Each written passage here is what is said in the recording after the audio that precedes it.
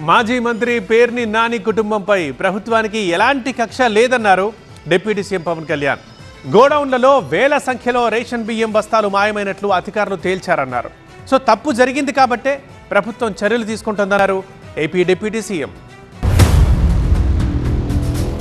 మాజీ మంత్రి పేర్ని నాని కుటుంబానికి చెందిన గోడౌన్లలో రేషన్ బియ్యం మాయమైన అంశంపై AP deputy CM Pavan Kalyan స్పందించారు. ఈ వ్యవహారంలో ప్రభుత్వం ఎలాంటి కక్ష సాధింపు చర్యలకు పాల్పడడం లేదని ఆయన క్లారిటీ ఇచ్చారు. రేషన్ బియ్యం మాయమైనప్పుడు చర్యలు తీసుకోవాల్సిన అవసరం ఉందన్నారు. లేకపోతే మరిన్ని విమర్శలు ఎదుర్కోవాల్సి వస్తుందన్నారు.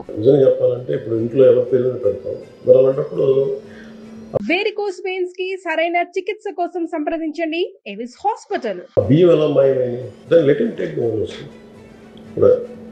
ఆడపడుచుల మీద కక్ష సాధింపు చర్యలు చేయకూడదు. ఆయన మిస్సెస్ మీద ఆయన సతీమణి పేరు పెట్టారనుకున్నాం. ఆవిడ సంబంధం లేదు. మరి చట్టపరంగా ఎలా ముందుకెళ్ళాలి మీరు చెప్పండి. అంటే లాలూచీ పడాలా?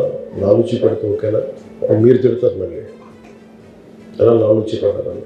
గోడౌన్లలో వేల సంఖ్యలో రేషన్ బియ్యం బస్తాలు మాయమైనట్టు అధికారులు తేల్చారని అన్నారు పవన్ కళ్యాణ్. ఒకవేళ అలా జరగకపోతే నష్టపరిహారంగా 1.5 కోటి చెల్లించేందుకు పేర్ని కుటుంబం ఎందుకు ముందుకొచ్చిందని ప్రశ్నించారు. తప్పు జరిగింది కాబట్టే ప్రభుత్వం చర్యలు తీసుకుంటోందన్నారు. దీంట్లో అన్నింటికీ తనదే బాధ్యత అని మాజీ మంత్రి ముందుకు రావాలన్నారు.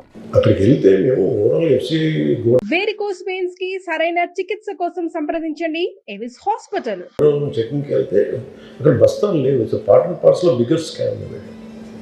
వెళ్తే మనం అన్నప్పుడు మేము 1.5 కోటి కడతామని మరి ఎందుకు ఆఫర్ చేశారు? అక్కడ ఏవి జరగలేదు అనుకున్నప్పుడు మేము 1.5 కోటి మేము కట్టేస్తాం డబ్బులని మరి ఎందుకు ఆఫర్ చేశారు? అంటే తప్పు జరిగింది. అక్కడ తప్పు జరిగితే దాన్ని మీరు ఎలా మాట్లాడుకుంటారు అన్నది బట్ దాన్ని ఇంకోలా హ్యాండిల్ చేయాలి. కానీ ఈ ప్రభుత్వం ఆడపడుచుని కక్ష పెట్టడం అనేది దట్ ఈస్ నాట్ రైట్.